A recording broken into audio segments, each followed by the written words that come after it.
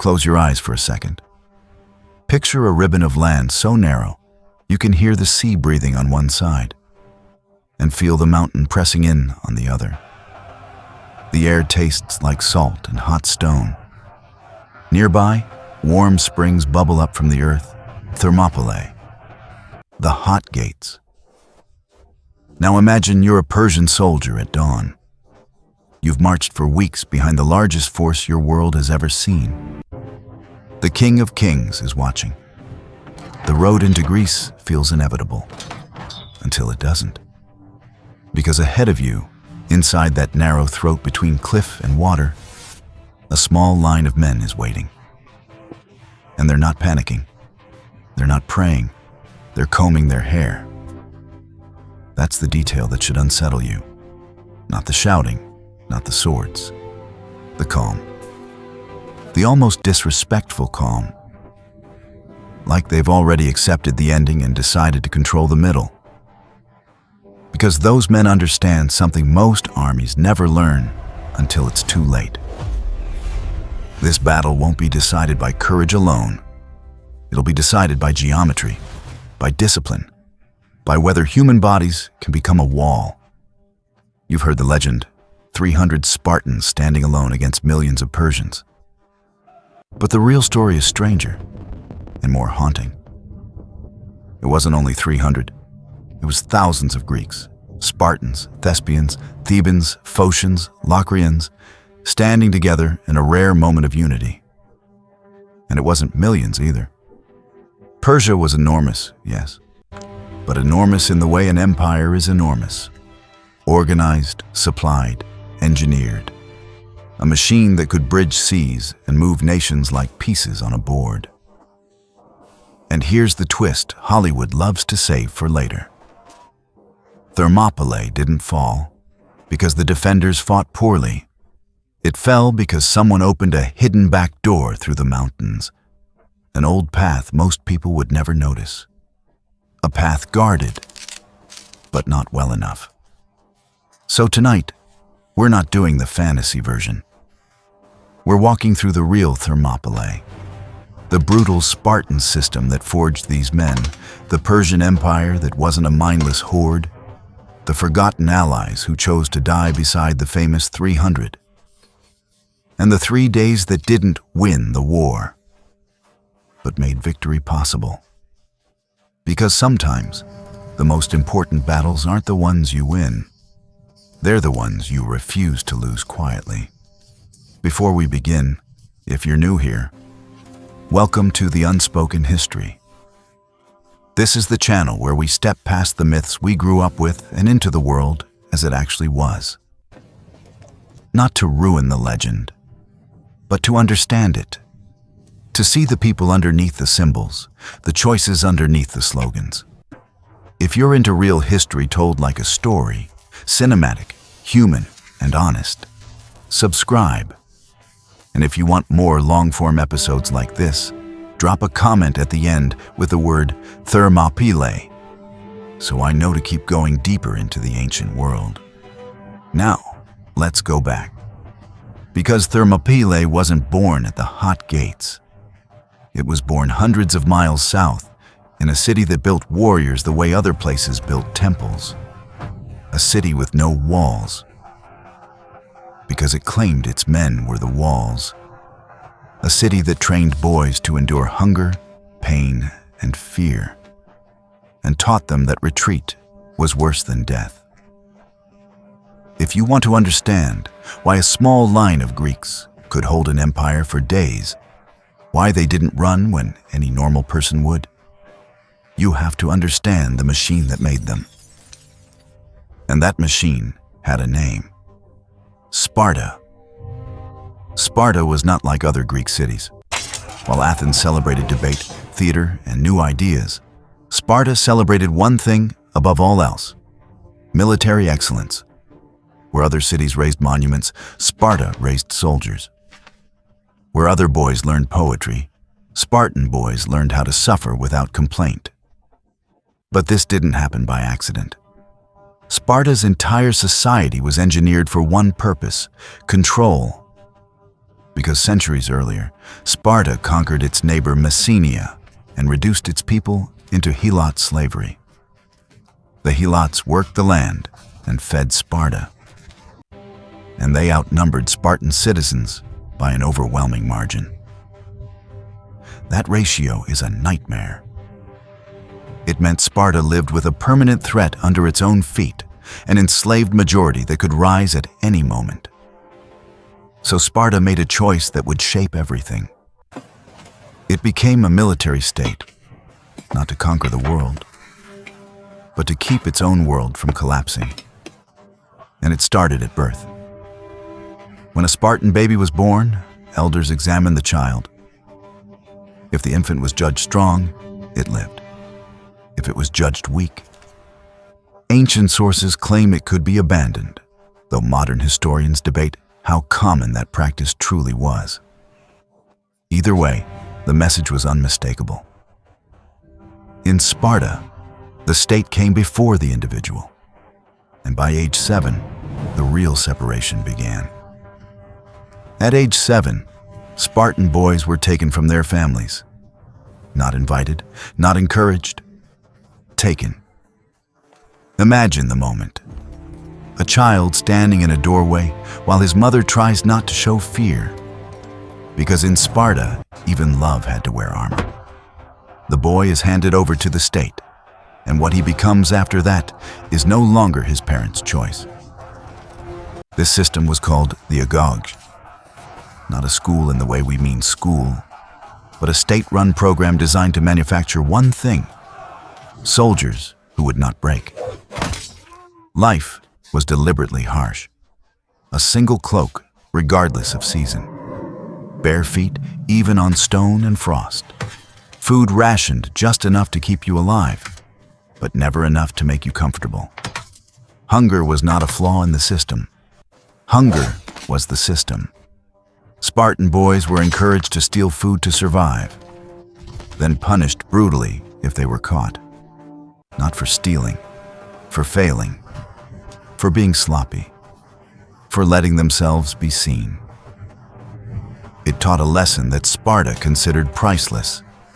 You may do what you must, but you will pay if you cannot do it well. They slept in communal dormitories. On bedding made from reeds they gathered themselves. No knives, no tools, just bare hands breaking stiff stalks until fingers bled.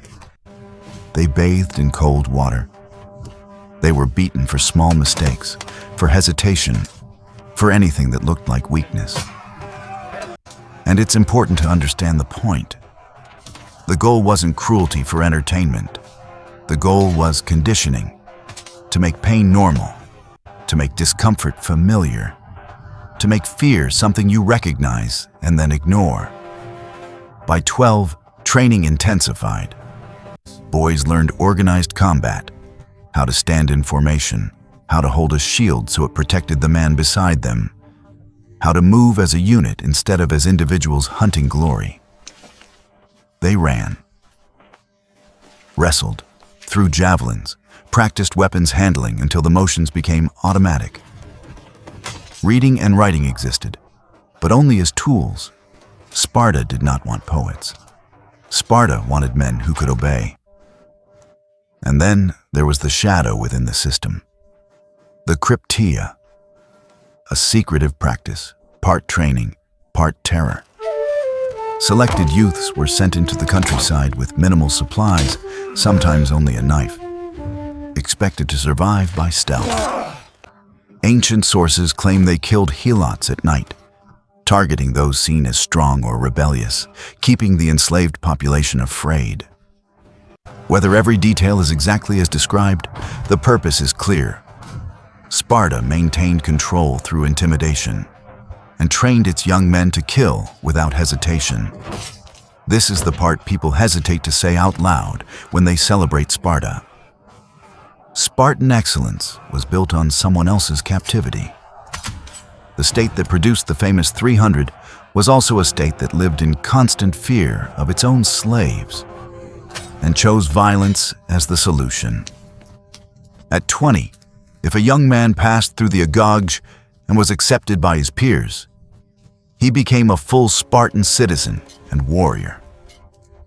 But citizen in Sparta didn't mean what it meant in Athens. Spartan men lived in communal barracks. They ate together in mess groups, training together, fighting together. They could marry, but they were not allowed to live with their wives until later, because the bond with fellow soldiers was meant to come first. This produced the kind of cohesion other Greek cities struggled to imitate. Spartans fought in the phalanx, a tight wall of shields and spear points, where each man's life depended on the man beside him. The formation was devastating, but it demanded absolute discipline. One gap could collapse the whole front. That's why Spartan culture treated retreat as a kind of social death. Mothers were remembered, whether perfectly accurate or not, for sending sons to war with the same brutal message. Come back with your shield, or on it. Victory or death were acceptable. Survival with shame was not. Even Spartan women, who had more freedom than women in many other Greek cities, were pulled into the same central purpose. They managed property, spoke more openly, trained physically. But it wasn't liberation in the modern sense. It was utility. Sparta wanted strong mothers to produce strong sons, and strong hearts to send those sons to war without tears. So by the time Leonidas stood in Sparta's square and chose his 300 men in their 30s and 40s, veterans, proven, each with living sons, he wasn't selecting brave men. He was selecting finished products, men shaped for years into a single purpose. Hold the line, obey the law, endure the impossible, and if necessary, die without breaking. And now, with that machine behind us, we can finally return to the summer of 480 BCE.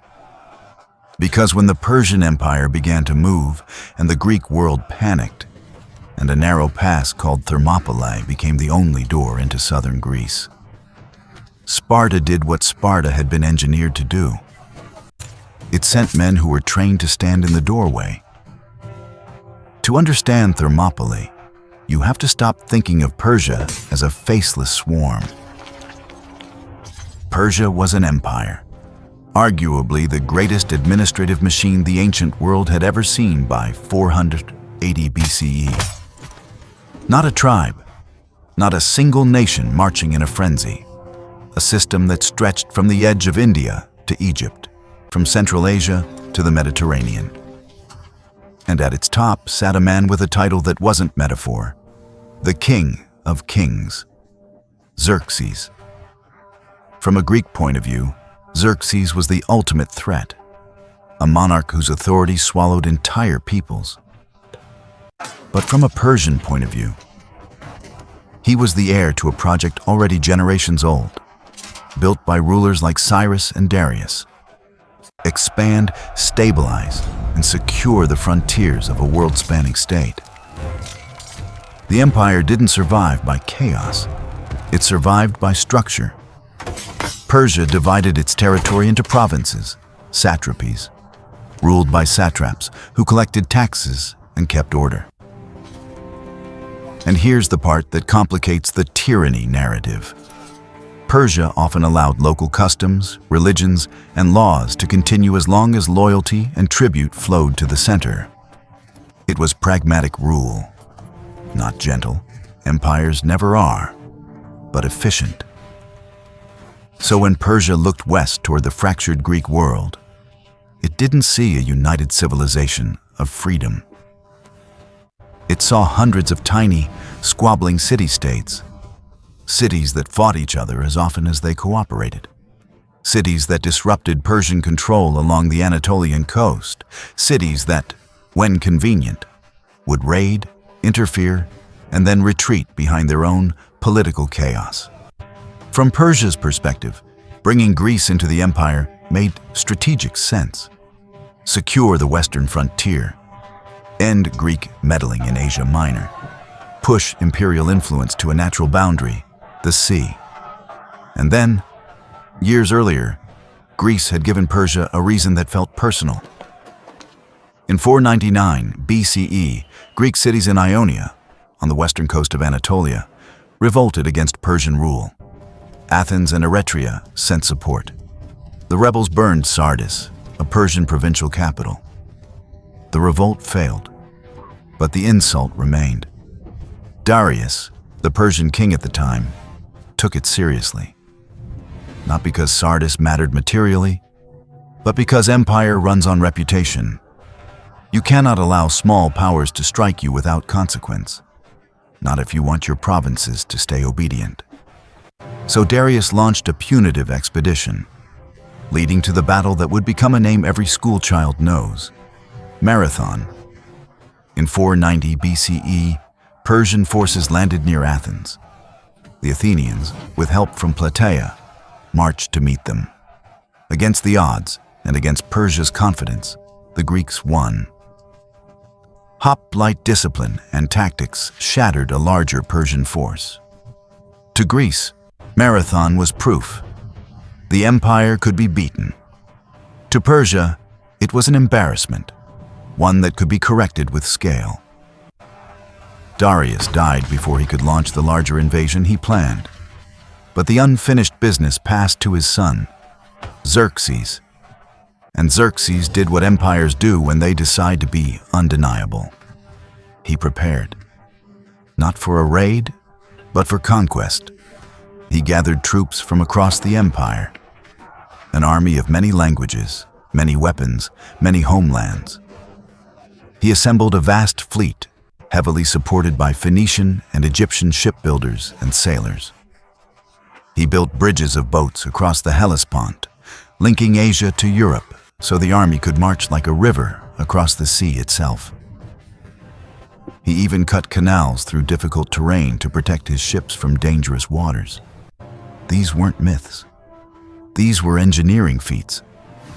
Statements of power, messages sent to the world in wood and rope and human labor. We can move nature if we want to. When the Greeks heard what was coming, they argued, as Greeks always did. Some cities wanted to submit. Some wanted to stay neutral. Some believed resistance was suicide.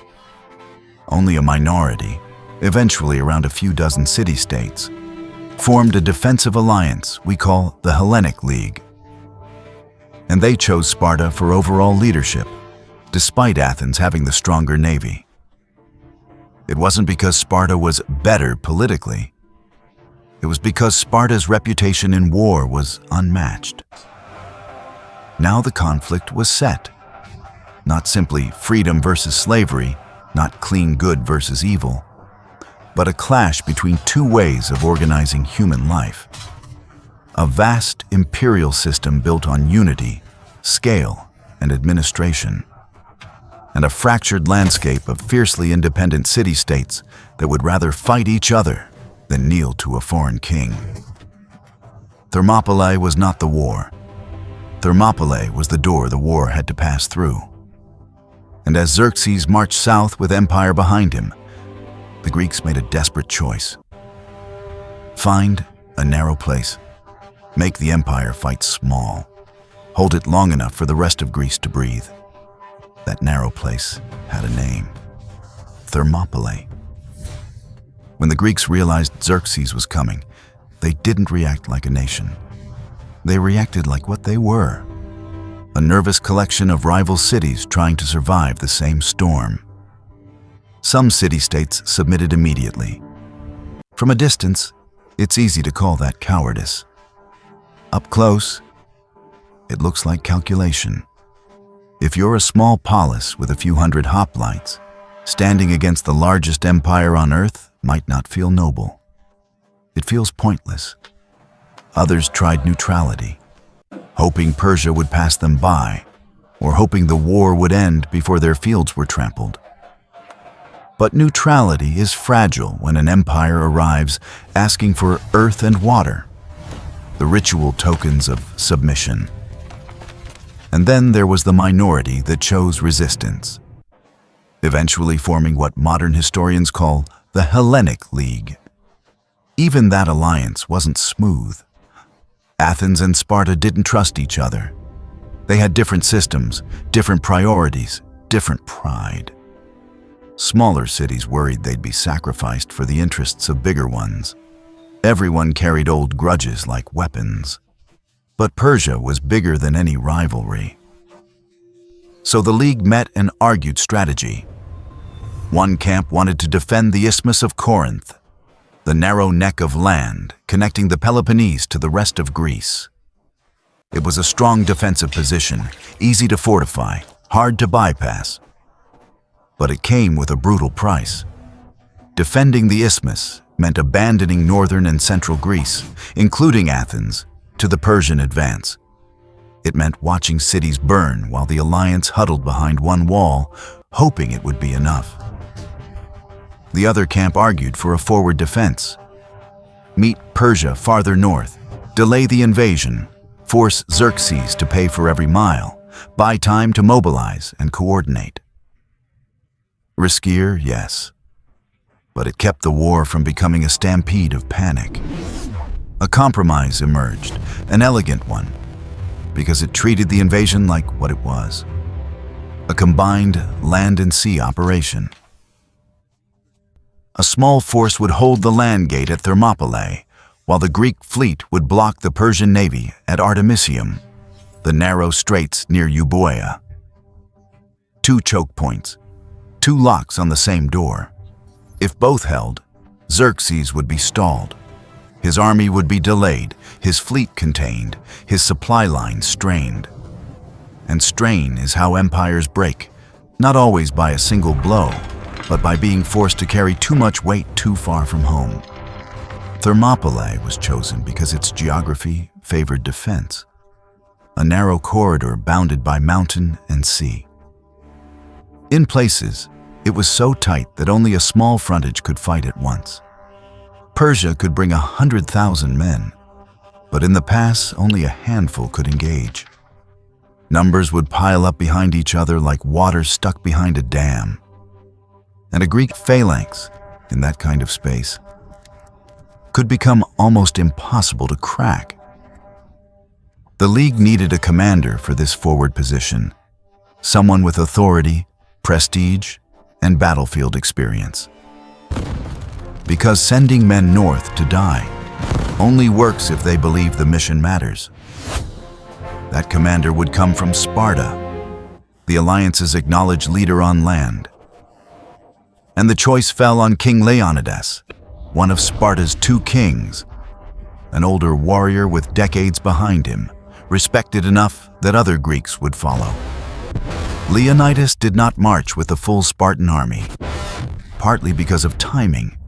Religious festivals, especially the Carneia, restricted large-scale campaigning. Partly because this mission was framed as an advance guard, a vanguard meant to hold until reinforcements could arrive. So Leonidas selected 300 Spartans, not random men, not young recruits. Veterans, full citizens in their prime, proven in previous fighting.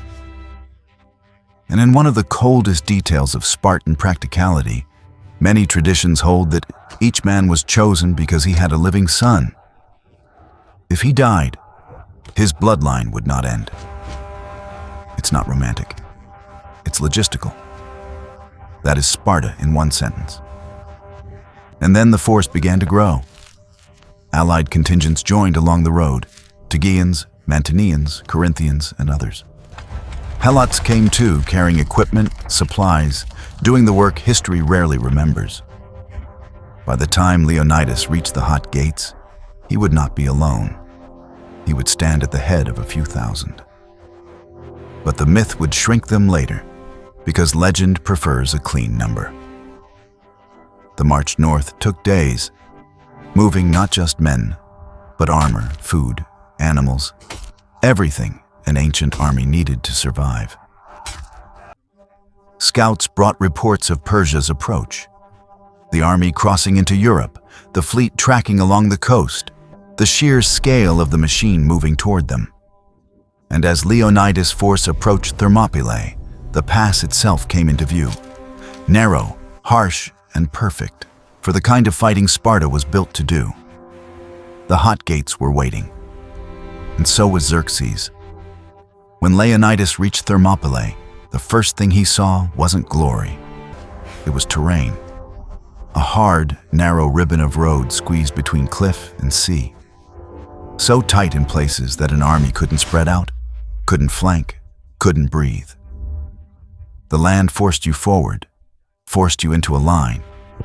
And in ancient warfare, a line is where men die. The pass was narrower then than it is today. Over centuries, silt and sediment changed the coastline, widening what was once a choke point. But in 480 BCE, Thermopylae was a natural trap for any army trying to push through with numbers. For the Greeks, that was the whole point. They found ruins in the pass, an old Phocian wall built long before to block northern invasions. It wasn't a fortress, not by later standards, but it didn't need to be. In a place this narrow, even a low wall becomes a multiplier. So the Greeks repaired it. Stone by stone, they strengthened the barrier that would become the spine of their defense. Behind that wall, a hoplite line could lock shields and turn the pass into something close to unbreakable. Local troops, Phocians and Locrians, joined them, bringing knowledge of the terrain. And the locals warned Leonidas about the one weakness Thermopylae could never truly escape: a mountain path. The Anopaia trail, a route through the hills that could bypass the main pass and come down behind the defenders. It wasn't a road for carts. It was rough, narrow, forested. But it was real. And if Persia found it, Thermopylae could be turned. So Leonidas posted guards there, Phocian troops assigned to watch the path, to stop exactly what everyone feared. With the wall repaired and the path guarded, the Greeks settled in. They drilled. They cleaned armor. They trained like men preparing for something inevitable. Then Persian scouts appeared. At first, they didn't attack. They observed, because even an empire doesn't throw itself into a choke point without understanding what waits inside. The scouts rode close enough to count the defenders, then rode back to report to Xerxes. And what they reported sounded, to Persian ears, almost insane. The Greeks were few, and the Spartans, those famous Spartans, were acting like men with nothing to fear, exercising, stretching, practicing, and combing their long hair. In Sparta, grooming before battle was a ritual, a way of preparing for death. If you were going to fall, you fell as a Spartan, orderly, composed, unbroken. To the Persians, it looked like arrogance. To Xerxes, it looked like madness. He had marched an empire to the edge of Greece. He expected cities to fall simply from the sight of his banners. He expected fear to do the work that weapons might not need to do. So he sent emissaries. The offer was simple: surrender. Acknowledge Persian authority, and you will be treated well. Keep your local customs. Keep your land. Live just as subjects instead of independent cities. It was the empire's usual deal. Submit and prosper. Resist and be destroyed. For many cities, it was a sensible offer. For Leonidas at Thermopylae, it was impossible. Then came the demand that would echo across centuries: lay down your weapons. And Leonidas, according to tradition, answered with two words that feel like stone striking stone: Mullen Labe. Come and take them. It wasn't just defiance. It was a refusal to accept the logic of empire, a declaration that these men would not be negotiated into obedience. Xerxes didn't attack immediately. He waited. Some accounts say he gave them days, time to look at the Persian army assembling, time to watch columns of soldiers pour into the northern plains, time to see what resistance would cost. He believed the Greeks would break under the weight of reality. Because what kind of people see an empire and still say no? But the Greeks didn't break. They held position. They drilled. They kept combing their hair. Not because they were fearless. No one is fearless. But because fear was not the highest authority in their world. The highest authority was law, honor, and the unbearable shame of retreat. And finally, Xerxes' patience ended. On the 5th day, the order came down the Persian ranks like a tightening fist. Attack. The first troops moved forward into the narrow pass toward the repaired wall. Boots on stone, armor clattering, officers shouting in multiple languages, thousands of men funneling into a corridor that allowed only a few to fight at once. Ahead, behind the wall, the Greek shields locked. Spears angled forward like a hedge of iron, and the hot gates, those ancient stones, prepared to drink. Dawn on the first day broke hot and clear over Thermopylae. For the Greeks behind the wall, the morning didn't feel like a beginning. It felt like the moment a storm finally reached the shore. The air carried the sound of an army, thousands of feet, metal on leather, shouted orders in languages the Greeks couldn't understand. Then the Persians began to enter the pass. Not all at once, because they couldn't. The choke point forced their vast numbers into a narrow file, like water trying to pour through a crack. And that was the trap. Xerxes opened with his imperial infantry, Medes and other troops from the Iranian plateau. Solid soldiers by any normal standard. They carried short spears, bows, and lighter shields. Good for mobility in open terrain.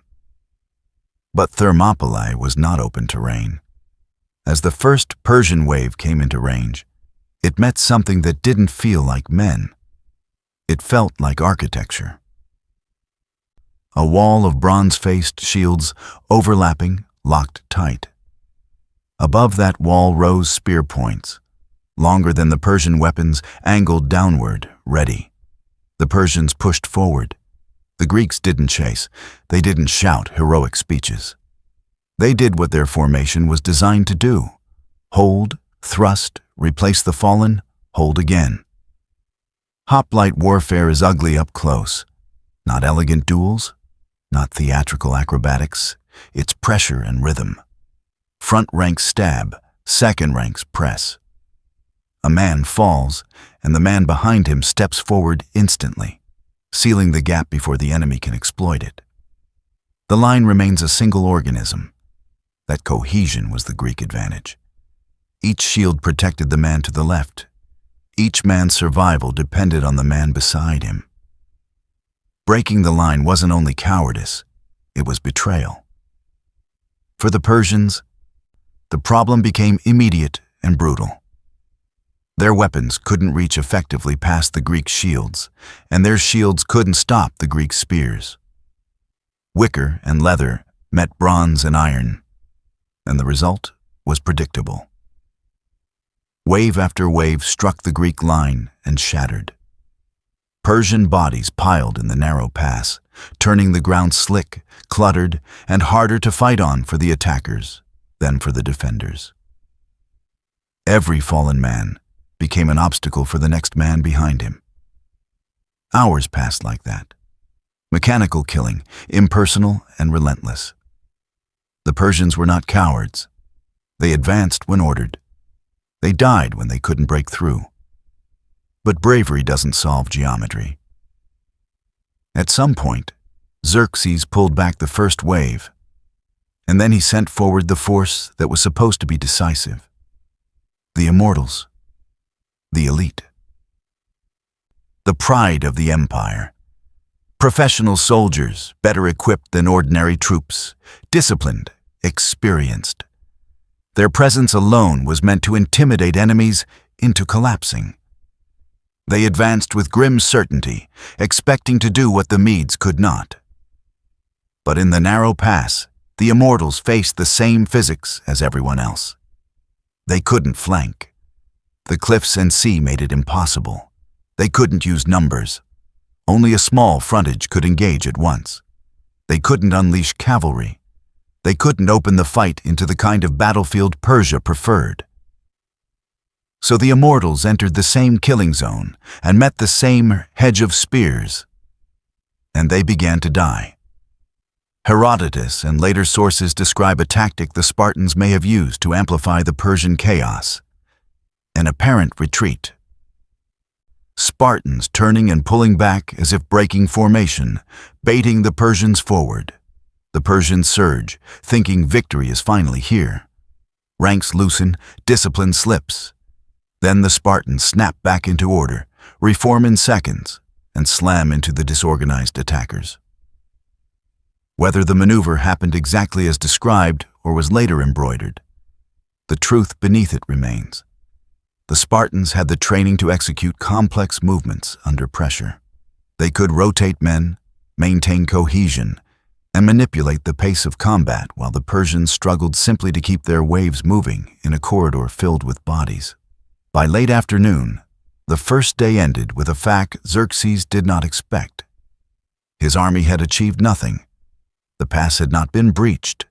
The Greek line had not broken. Persian casualties were heavy, while Greek losses behind shields and in favorable terrain were far lighter. The king watched this from a distance, and tradition claims he reacted with visible shock, rising from his seat in disbelief. He had assembled the greatest force his world had ever seen, marched it across continents, and it couldn't push aside a few thousand men defending a narrow road. That night, the Persians withdrew to regroup. Behind the wall, the Greeks rested, tended minor wounds, cleaned spear points, and did what Spartans had been trained to do since childhood: act as if this was normal. But Leonidas, walking among his men, studying the pass, listening to reports, understood the deeper truth. They could win every hour and still lose the war, because Persia had reserves that felt endless, and the Greeks did not. Thermopylae was holding, for now. And tomorrow, the empire would come again. The second day began with the smell. Not salt, not hot stone. Blood. The pass was littered with yesterday's dead. Persian bodies packed into the narrow approach like a warning written in flesh. Any new wave had to step around corpses, over broken shields, through a ground that no longer felt like earth. It felt like a grave that hadn't been closed yet. Xerxes sent fresh troops forward at dawn, not because he believed yesterday was a fluke, but because emperors don't accept stalemates. A small force holding a gate against an empire isn't just inconvenient. It's contagious. It teaches others they can resist. So the Persian assaults resumed. And at first, it looked like more of the same. Waves moving into the choke point, meeting the shield wall, collapsing under spear thrusts they couldn't answer. But the Greeks weren't fighting blindly. They learned quickly, adapted quickly, and on the second day, they fought smarter. The key wasn't heroism. It was logistics, human endurance. Hoplite fighting is exhausting. You're inside heavy armor, pressed shoulder to shoulder, balancing the weight of your shield while thrusting repeatedly with a long spear, absorbing impact, holding your ground. No one, no matter how brave, can do that at maximum strength for hours. So the Greeks rotated contingents. Different city forces took turns at the front line. Fresh men stepped forward. Tired men stepped back to breathe, drink, reset their grip, and steady their legs. This is where Spartan training became a multiplier. Spartans had drilled formation changes so relentlessly that they could execute rotations with minimal disruption, like gears turning rather than men stumbling. They could swap front ranks without opening gaps, maintain the shield wall even while shifting bodies behind it. To the Persians watching, it must have looked unnatural. Every time they expected the defenders to weaken, the line stayed solid. Every time they expected a break, the wall remained. The allied Greeks proved their worth too. The men from Thespiae fought hard, their courage not born from a militarized childhood, but from a choice. Stand with the coalition, stand for Greece, stand for honor. The Thebans held their part of the line. Phocians and Locrians continued their watch on the hills. This mattered because Thermopylae was never only a Spartan story, it was a Greek story. A rare moment of cities acting like one body long enough to survive. Persian frustration deepened as the day wore on.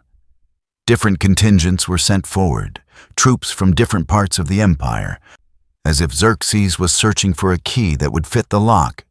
Syrians, Egyptians, men from farther east, all met the same geometry, all met the same spears. At some point, Xerxes sent the Immortals again. Whether from pride, anger, or sheer refusal to believe they could fail twice, his elite troops entered the pass once more. And once more, they found out that an elite unit is only elite in the kind of battlefield it's designed to control. In open ground, the Immortals could maneuver, skirmish, bring archery and flexibility to bear. In a narrow corridor against heavy infantry, they were forced into a blunt frontal collision where Greek equipment and cohesion were brutally effective. They died like everyone else. Some sources claim Persian officers whipped troops forward, forcing them to attack. That detail might be exaggeration meant to paint Persia as cruel. Or it might reflect what sometimes happens in large imperial armies: discipline enforced by fear. Either way, you can feel the truth behind it. Morale was bleeding, not because Persians were weak, but because the pass was teaching them hopelessness. Men were being sent to die in a place where their empire's power didn't matter. By late afternoon, the second day ended like the first. The Greeks still held. The Persians still hadn't broken the line, and now the pass was even more clogged with bodies, making tomorrow's fighting worse for the attackers than today's had been. That night, behind the wall, the Greeks tended their wounded. Ancient medicine could stitch and set bones, could apply herbal poultices, could remove arrowheads, sometimes. But infection was a silent enemy no spear could block. A man could survive battle and die days later from a wound that looked small. Still, morale among the defenders was strangely steady. They had faced the empire's best twice and held. They had proven their method worked. And if Thermopylae's mission was time, then the mission was succeeding. Every hour they held this gate was another hour for the rest of Greece to prepare. Another hour for Athens to organize evacuation plans. Another hour for the fleet to ready itself. Another hour for a coalition that rarely agreed on anything to keep agreeing. But beneath that confidence, there was a shadow. Because the Greeks could count. They could see the Persian camp stretching across the horizon. They knew they couldn't hold forever. Reinforcements were supposed to come, they hadn't. And while the Greek line held firm against the obvious threat, a different kind of danger was beginning to move. Quiet, human, almost invisible. Somewhere in the local population, someone knew about the mountain path. Someone knew how to guide an army through it. And someone was thinking, in the darkness, about reward, or survival, or both. Thermopylae was holding by day, but at night, the back door was starting to open. On the evening of the second day, while the Greeks rested behind their wall and the Persians nursed their frustration, a single man walked into the Persian camp. He wasn't a warrior. He didn't carry a banner. He carried information. His name, in the Greek memory that followed, became a curse. Ephialtes. He was a local. connected to the region near Thermopylae, and he knew what the Persians needed to know. Not how to win in the pass. That had proven costly, but how to go around it. He offered Xerxes the Anopaia path, the mountain trail that snaked through the hills and came down behind the Greek position. The route was rough, narrow, not suited for wagons, but passable for determined infantry moving in the dark. In exchange, Ephialtes wanted reward: gold, land, protection, whatever the empire gave to those who helped it devour new territory. Greek sources paint him as the ultimate traitor, the man who sold brave defenders for Persian payment. And in Greek culture, where loyalty to the polis was sacred, that betrayal became personal. His name would later become linked with nightmares. But even here, history is rarely a clean morality tale. Maybe Ephialtes was greedy, maybe he was resentful. Maybe his local community had already submitted and he thought cooperation was simply survival. Maybe he believed Persia's victory was inevitable and wanted to be on the winning side when the dust settled. Motives don't change consequences, and the consequence was fatal. Xerxes accepted immediately. He ordered his general Hydarnes to take the Immortals, his elite unit, and follow Ephialtes through the mountains that very night. The plan was simple. While the main Persian force attacked from the north again at dawn, the Immortals would arrive behind the Greeks. The defenders would be trapped between two blades. The pass would become a coffin. After dark, the Immortals began their march. Thousands of men moving single file through forest and rock, guided by a man who knew the land.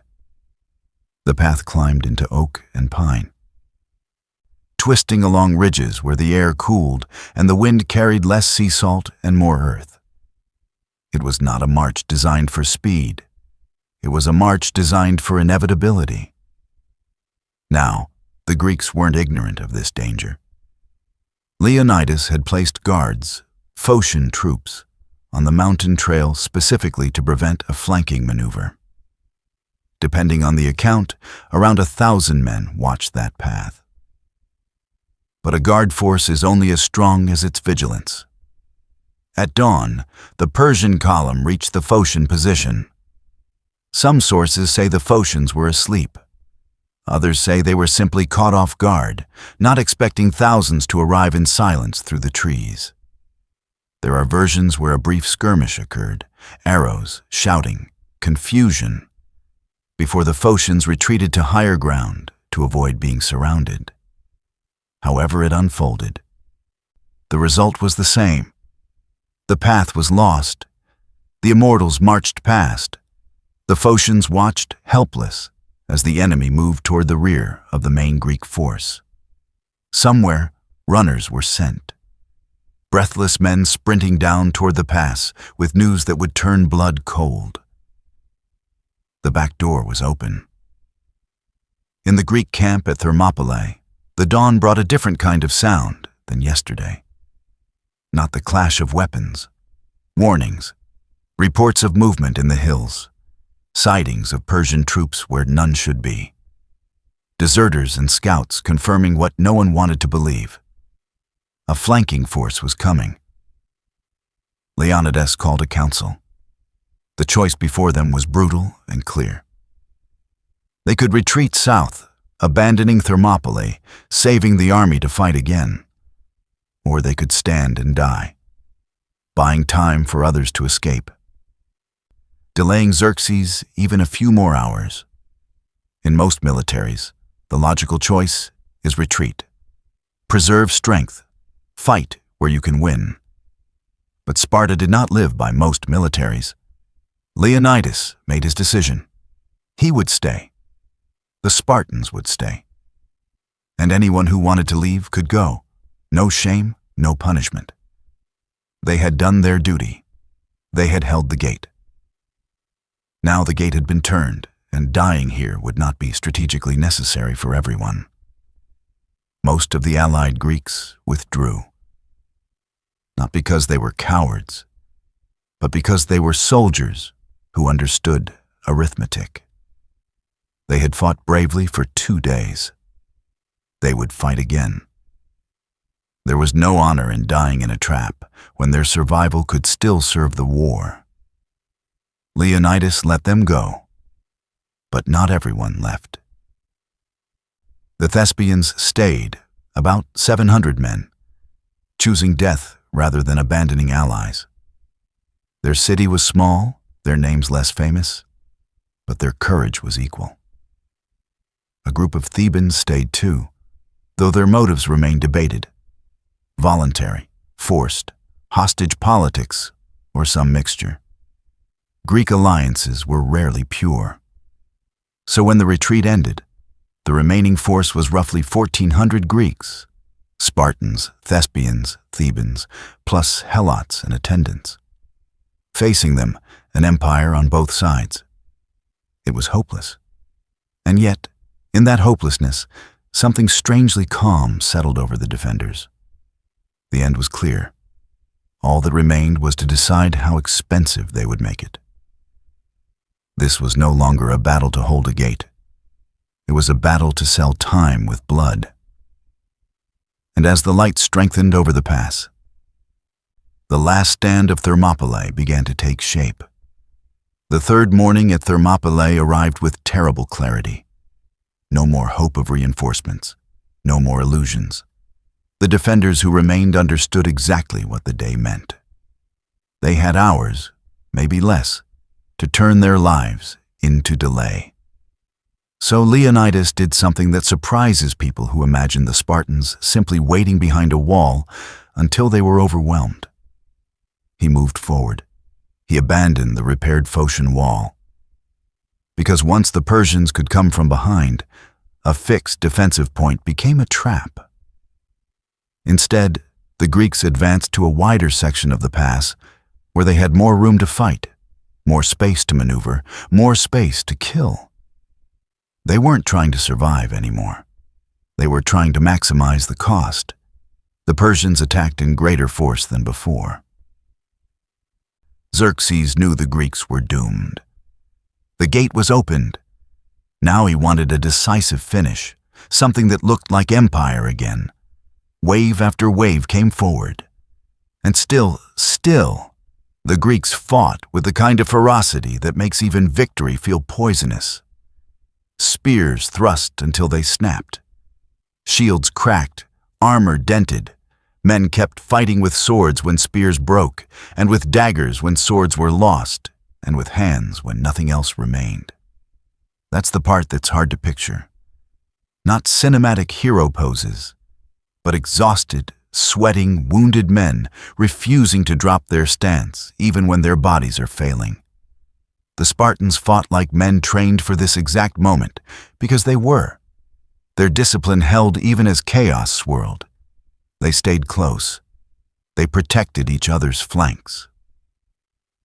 They fought as a unit for as long as a unit could exist. The Thespians fought beside them, not with Spartan conditioning, but with sheer will. They had chosen this. They knew they would die, and they still stayed in the line. Somewhere inside that press of bodies, Leonidas fought at the front, because Spartan kings led from the front. Greek sources later claimed he killed many Persians personally, perhaps even members of Xerxes' family. Specific details are hard to confirm, and legends grow in the heat of grief. But one thing is certain. Leonidas died, and his death turned the battle into something even more savage. Because the Spartans didn't simply watch their king fall and move on. They fought over his body, desperately.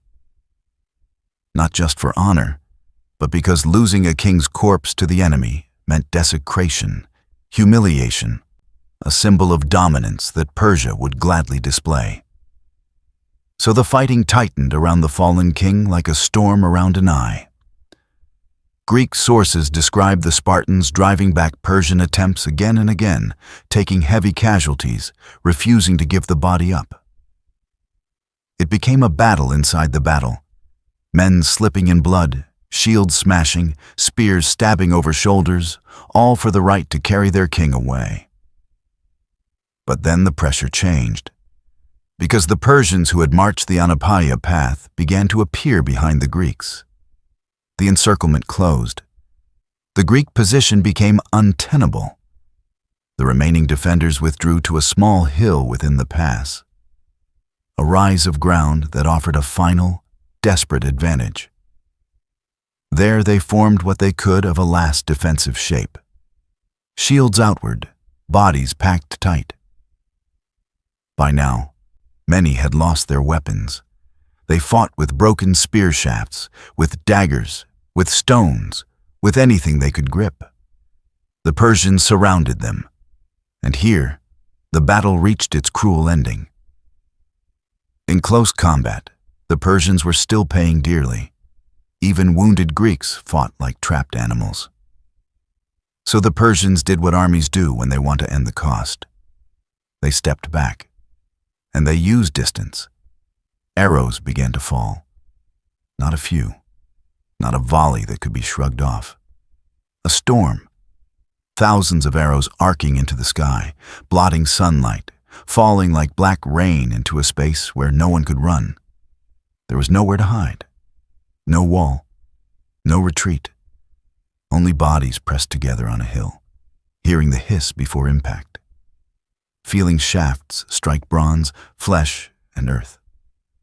One by one, the last defenders fell beneath the arrows. And the pass went quiet. Accounts differ about the Thebans. Some ancient sources say they surrendered at some point, perhaps when the final collapse became unavoidable.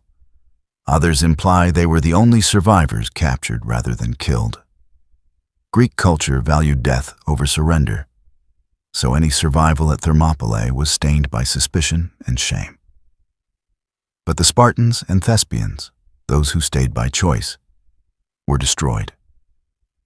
Everyone. When the fighting ended, Xerxes had won the pass.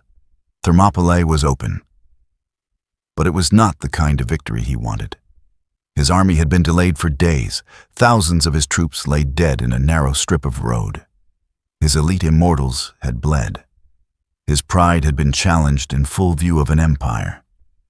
Greek sources claim Xerxes, furious, ordered Leonidas's body desecrated, beheaded, displayed, an act considered dishonorable even in a brutal age. Whether every detail is exact or not, the rage behind it makes sense. Because Thermopylae was supposed to be quick, and it had become humiliating. The hot gates fell. But the story did not end there. Because 3 days of resistance had done what Leonidas likely intended all along. It bought time. And sometimes, time is the only weapon the weaker side truly has. When the last arrows fell at Thermopylae, the hot gates were finally open. For Xerxes, that was the objective. The road south, into the heart of Greece, was no longer blocked by a few thousand stubborn defenders and a strip of geography that refused to cooperate with empire. But victory at the gate didn't mean victory in the war. It meant the war could finally begin in earnest. The Persian army moved forward through central Greece like a tide. Some cities surrendered immediately, offering submission in the old ritual language of empire, promises, tribute, compliance. Others resisted and paid for it in smoke and rubble. And while the land war shifted south, the sea war shifted too. At Artemisium, the Greek fleet had been fighting the Persian navy, intense, brutal exchanges.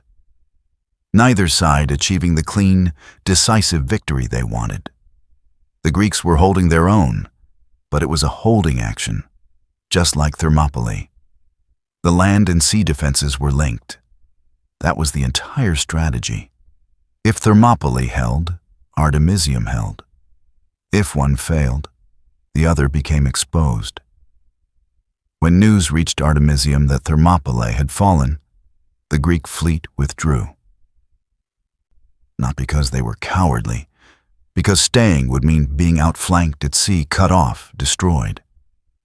Without the land gate, the naval position no longer made strategic sense. So the sea opened, and the road opened. And now Athens faced the impossible. Because Athens was not built like Sparta. It didn't define itself as a barracks.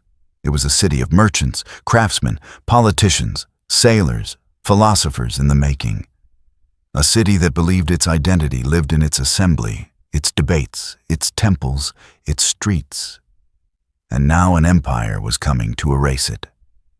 Athens could not meet Xerxes' army on open ground and win. That wasn't courage, that was suicide. The only real weapon Athens had, the one thing it had spent years building, often for reasons unrelated to Persia, was its navy. A fleet of triremes, fast and lethal, powered by human muscle and discipline. Ships with bronze rams designed not to trade arrows, but to smash hulls, to turn water into a grave. Themistocles, the Athenian leader who understood the sea better than most men understand land, had prepared for this moment. His strategy sounded like blasphemy to the average citizen. Evacuate Athens. Leave the city. Women, children, the elderly sent to safer ground. The Peloponnese, nearby islands, anywhere not directly in the path of Xerxes' march. Fighting men would become rowers and marines. The city would be sacrificed so the fleet could survive. Imagine the psychological violence of that decision. To abandon your home is one thing. To abandon your temples, your gods' houses, is another. To walk away, knowing the enemy will burn the place where your grandparents lived and your children were born. And to do it on purpose, as strategy. That requires a different kind of courage than standing in a shield wall. Athenians argued, of course. They panicked, they begged, they accused. But in the end, they accepted the plan because reality left them no alternative. And so the city emptied. Not completely, some stayed behind. The very poor with nowhere to go. Priests and holdouts who believed the Acropolis would protect them. People who couldn't accept the idea that Athens could be left and still be Athens. When Xerxes reached Athens, he found a city that felt like a ghost. And he did what empires do when they're angry. The Persians stormed the Acropolis after a brief resistance. The remaining defenders were killed. The sacred buildings were burned. Smoke rose above the hill like a signal to every Greek city watching. This is what happens when you resist. For the refugees on nearby islands, it must have been a kind of living nightmare. Watching the skyline of your own life turn into flame, not knowing if anything would survive, not knowing if your decision to flee was wisdom or cowardice. But here's the twist that makes Thermopylae matter. The burning of Athens was dramatic, yes. Symbolic, yes. But it didn't end the war. Because Greece wasn't a single city, and because Persia's victory on land still depended on something fragile: supply, control of the sea. And after Artemisium, the Greek fleet didn't vanish. It repositioned. It gathered. It waited in a place where the sea itself could become a choke point, just like Thermopylae had been on land. A narrow stretch of water near an island called Salamis. There, Themistocles argued for a final stand at sea, not in open water, where Persian numbers could surround and overwhelm, but in tight straits where Persia's size would become a disadvantage. A Thermopylae made of waves, and that was the deeper pattern of this entire campaign. Greece could not beat empire by matching it. Greece could only beat empire by forcing it to fight small. Thermopylae had bought time. Now Salamis would decide what that time was worth. Salamis wasn't a glorious choice. It was a desperate one. Because after Thermopylae fell and Athens burned, the Greek alliance was still what it had always been underneath the speeches: fragile, argumentative, and terrified. Spartan commanders wanted to pull south and defend the isthmus. Many Peloponnesian cities wanted to save their own homes first and let the rest of Greece become ash. From their perspective, it was practical. If the Peloponnese held, something called Greece might survive. Athens, on the other hand, had already sacrificed its city. Its people were refugees. Its identity was now floating on wooden hulls. And that meant Athens couldn't accept a strategy that abandoned the sea. Because Athens didn't have walls like Sparta. Athens had ships. So the Greek fleet gathered near the island of Salamis, in narrow waters close to the Attic coast. Refugees watched from shorelines and hills, families who had escaped fire now staring at the only weapon they had left. The Persian fleet was larger. More ships, more resources, more confidence.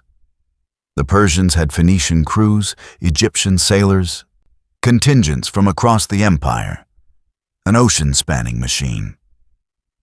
In open water, that machine should have crushed Greece. So Themistocles refused open water. He understood a principle that had already been proven on land at Thermopylae. If you can't beat the enemy's strength, remove the space that lets them use it. Salamis was a choke point made of sea lanes. In narrow straits, the Persian fleet couldn't deploy its full numbers. Ships would crowd each other, collide, lose formation. Commands would become confused. The very size that made Persia terrifying would turn into a liability. But the alliance didn't automatically agree. Greek commanders argued. Some wanted to retreat to the isthmus and fight closer to Peloponnesian defenses. They feared being trapped near Salamis, feared that if the fleet was destroyed, the war would end instantly. Themistocles fought that argument like it was a battle itself, because he knew something they didn't want to admit. Retreating would fracture the coalition. Athens might leave the alliance. Cities would follow their own survival instincts. The fleet would splinter. Persia would pick it apart. So he pushed. He negotiated. He threatened. He persuaded. And then, when persuasion wasn't enough, tradition says he used a sharper tool: deception. Themistocles is remembered as the kind of man who understood that war isn't only spears and rams. It's information. It's psychology. It's forcing the enemy to choose the fight you want them to choose. Accounts differ on details, but the outline is consistent. Themistocles sent messages meant to mislead Xerxes, suggesting Greek division, hinting that the Greeks might flee, implying that a quick strike could trap and destroy them. Whether Xerxes believed every word or simply saw an opportunity, the result was what Themistocles needed. The Persians moved in. They pressed their fleet into the straits, and once they did, the sea itself became Greek territory. At dawn, the battle erupted in cramped water. This wasn't graceful naval dueling. It was controlled violence at close range, ships scraping, oars snapping, men shouting over splashing waves and impact. Persian vessels crowded forward, trying to bring their numbers to bear. But crowding was the problem. The front couldn't maneuver. The rear kept pushing. Chaos spread like fire. Greek triremes, fewer in number but fighting in familiar waters and tighter order, used their bronze rams with brutal precision. They struck hulls. They shattered ore banks. They disabled ships so that the current and the crowd would finish the job. A disabled ship in a narrow strait becomes an obstacle. An obstacle becomes a collision. A collision becomes a sinking. Soon the Persian fleet was fighting itself as much as it was fighting Greece. Ships jammed. Orders didn't travel cleanly across a multilingual coalition of crews. The very diversity that gave Persia power at scale became friction under pressure. Greek captains, closer to home, closer to their stakes, fought with the sharp focus of men who knew what losing meant. Not humiliation, but extinction. Some ancient accounts claim Xerxes watched from a hillside throne, expecting to witness the completion of his conquest. Instead, he watched his fleet get torn apart in the narrow water. Hundreds of ships, damaged, disabled, or sunk. The psychological effect was enormous, because Persia's invasion was never just about marching south. It was about feeding and supporting a massive army far from the imperial center. Ships carried supplies. Ships protected coastal movement. Ships kept the machine running. Salamis didn't just sink vessels, it threatened the invasion's bloodstream. And that changed Xerxes' calculation. He could still hold Athens. He could still burn cities. He could still win on land in certain places. But without naval dominance, maintaining a huge army deep in Greece became dangerous. The farther he marched, the longer his supply lines stretched, the more a single Greek disruption could turn hunger into panic. So Xerxes made a decision that revealed the invasion's weakness. He withdrew, taking much of his force back toward Asia, leaving a substantial army behind under his general Mardonius to continue the campaign. From one angle, it looked like confidence. My empire is vast, I can return later. From another, it looked like the first crack, because empires don't like cracks. They spread. Thermopylae had shown Persia could be delayed. Salamis proved Persia could be beaten. And in war, once the aura of inevitability dies, everything changes. The Greeks had lost a city, but they had gained the future. Salamis didn't end the war. It made the war winnable. After the Persian fleet shattered in the straits, Xerxes did what emperors do when a campaign stops feeling predictable. He protected the center of power. He returned toward Asia with much of his force, leaving behind a substantial army under one of his best commanders, Mardonius, to finish what had been started. Because Persia still held land, Persia still had men, and Persia still believed Greece could be broken, if not with one blow, then with time, intimidation, and the slow pressure of occupation. Mardonius wintered in Greece and tried a different approach. Politics. Persia's empire ran not only on swords, but on offers. It knew how to split coalitions. It knew how to find ambition inside smaller states and turn it into surrender. Athens, burned once, fragile, exhausted, was an obvious target for negotiation. Mardonius offered terms, submit, and Athens could be rebuilt. Wealth, protection, autonomy under Persian authority. It was a tempting offer for a city full of refugees. But Athens refused. Not because Athenians were immune to fear, because by now they had seen what Persian terms meant. Submission today, dependence forever. They had also seen something new in the wake of Salamis. The empire could bleed. So Greece prepared for a final land confrontation. In 479 BCE, Greek forces gathered, Spartans, Athenians, and allies, forming the largest unified Greek army of the war. This itself was remarkable. Greece was not designed for unity. It was designed for rivalry. But Persia had pushed hard enough, long enough, that even rival cities recognized a basic truth. If they fell separately, they would fall completely. The decisive land battle came at Plataea, near the borderlands of Boeotia. This wasn't Thermopylae. There was no narrow pass to turn the battlefield into a doorway. Plataea was open enough for maneuver, messy enough that mistakes could spread, and large enough that the Persian army could use its scale more effectively. But something had changed since the beginning of the invasion. Greek morale was different.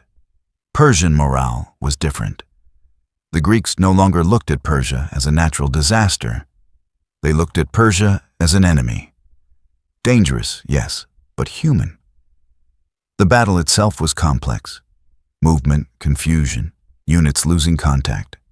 Commanders trying to keep order in a world of dust and shouting. Ancient accounts disagree on details. But the outcome was decisive in the way history recognizes instantly. The Greeks won. The Persian army broke. Mardonius was killed. And without him, the mind holding the campaign together, the remaining Persian forces could not sustain their position in Greece. They retreated northward, abandoning the dream of conquest. In many traditions, the same day also carried another blow. A Greek naval victory at Mycale, on the coast of Anatolia. Some ancient writers framed it as a coordinated double victory, Plataea on land, Mycale at sea. Two hammers falling at once. Whether the timing was literally the same day or not, the broader truth stands. Persian power in the Aegean cracked. Greek momentum surged. Ionian Greeks felt the empire weakening and began to rise again. And just like that, the invasion that had seemed inevitable collapsed. The largest empire on earth had thrown its weight west and found that the western edge would not bend. Now, here's where Thermopylae returns in a way that feels almost unfair. Because Thermopylae was a defeat. The defenders died. The pass fell. Athens burned anyway. So why does Thermopylae still sit in the human mind like the war's defining moment? Because it did something that victories sometimes fail to do. It created belief. Thermopylae proved the Persians could be held. It proved that discipline and terrain could neutralize numbers. It proved that Greek hoplites, in the right conditions, were lethal. More lethal than Persian commanders expected. And most importantly, it bought time at the exact moment time mattered. The 3 days at the hot gates helped Athens evacuate. They helped the fleet reposition. They helped the alliance stop collapsing long enough to attempt Salamis. And once Salamis succeeded, the chain became possible. Thermopylae, time. Salamis, the supply line breaks. Plataea, the invasion ends. Thermopylae wasn't the win. Thermopylae was the refusal to be swept aside quickly. And in war, refusing to be swept aside can be the first step toward survival. The Greeks who died at Thermopylae didn't live to see Salamis or Plataea. They didn't live to see the empire retreat. But their deaths shaped the conditions that made those later victories possible. That's why the battle became a moral victory. Because it wasn't simply dying. It was dying in a way that changed what came next. And now that we've followed the campaign's spine, we can step back and see the wider world that produced this conflict. The Greek city-states, their rivalries, their values, and the fragile miracle of unity that lasted just long enough to save them. To really understand why Thermopylae mattered, why it could happen at all, you have to understand what Greece was in 480 BCE. Because Greece wasn't a country. It wasn't a unified state with a capital and a single army. It was a mosaic, hundreds of independent polis, city-states, each with its own laws, its own government, its own pride, its own grudges that could last for generations. When Greeks spoke about defending Greece, what they usually meant was defending the autonomy of their own city, their own walls, their own way of doing things. That independence was the Greek superpower, and also their greatest weakness. Athens and Sparta were the two giants in this world, but they were almost opposites. Athens was large, wealthy, dynamic. It had recently developed democratic structures, imperfect, limited to male citizens, but still revolutionary in a world dominated by kings and oligarchies. Athens celebrated debate and public speech. It built temples and theaters. It poured identity into culture and ideas. And Athens had a navy. A fleet built partly from strategy and partly from accident. Silver discovered at Laurium, money turned into ships, ships turned into power. By 480 BCE, Athens' triremes were the sharp edge of Greek survival, whether other cities liked it or not. Sparta was different in almost every way. Smaller citizen population, more closed, more rigid. An oligarchic system that prized stability over experimentation. Sparta's strength came from its army, professionalized by constant training, and from its domination of Laconia and Messenia, where helot labor fed Spartan citizens so they could dedicate themselves to war. Sparta led the Peloponnesian League, an alliance that recognized Spartan military leadership in exchange for protection and autonomy in local affairs. It wasn't an empire in the Persian sense, but it was a network built on Spartan reputation and fear. These two powers, Athens and Sparta, did not naturally cooperate. In the following century, they would fight a catastrophic war against each other. Their rivalry was baked into their systems: sea power versus land power, democracy versus militarized oligarchy, openness versus control. So when people talk about Greek unity during the Persian invasion, it's important to understand how unnatural it was. Many Greek cities didn't join the resistance at all. Some submitted to Persia the moment the Xerxes arrived, calculating that survival mattered more than pride. Others remained neutral, hoping to avoid destruction. Some cities were divided internally, with factions arguing over whether Persia was a threat or an opportunity. Even Thebes, whose role at Thermopylae became controversial, was politically complicated, pulled between pro-Persian and pro-Greek elements. Greek politics were not clean. They were human, petty, pragmatic, proud, fearful, ambitious. And yet, despite all that fracture, Greeks shared cultural threads that mattered: language, religion, stories, a sense that even if they fought each other constantly, they were still different from outsiders. They worshipped the same gods: Zeus, Athena, Apollo, Poseidon. They attended pan-Hellenic festivals like the Olympics, where wars sometimes paused for sacred reasons. They consulted oracles like Delphi, treating certain sites as belonging to all Greeks rather than any single city. These shared rituals didn't create a nation-state, but they created a category: Hellenes. And outside that category were barbarians, a word rooted in the Greek perception that foreign languages sounded like meaningless noise. Barbar. It was cultural prejudice, yes, but it was also a way of dividing the world into us and them.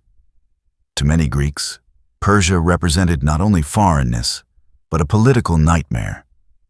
The rule of one king over millions. Subjects rather than citizens. Obedience rather than debate. Greek identity, especially in cities like Athens, was bound to the idea of self-government. Even when Greek governments were oligarchic, they still tended to see themselves as communities of free men, not property of a monarch. So Persia became the mirror Greece used to define itself. We are free. They are ruled. We argue. They obey. That narrative had power. It motivated resistance. It gave meaning to sacrifice. It made Thermopylae feel like more than a tactical decision. It made it feel like a stand for a way of life. But it also had limits, because Greek freedom was not universal. Women were excluded from political participation. Slaves existed everywhere, not only in Sparta. Citizenship was restricted.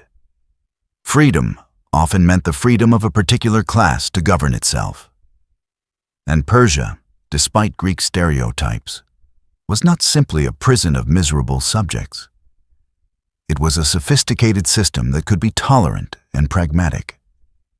Many people under Persian rule lived stable lives, kept their religions, and prospered. So the conflict was not a children's story of good versus evil. It was a clash between two powerful human systems: a decentralized world of fiercely independent cities, held together by culture but divided by politics, and a centralized empire built on scale, administration, and the authority of a king. Thermopylae became famous because it looked like the purest expression of the Greek narrative. Free men choosing death over submission. But if you remember the complexity behind it, the alliances, the betrayals, the compromises, you see the deeper truth. Greek unity was a miracle that almost didn't happen. And it didn't last.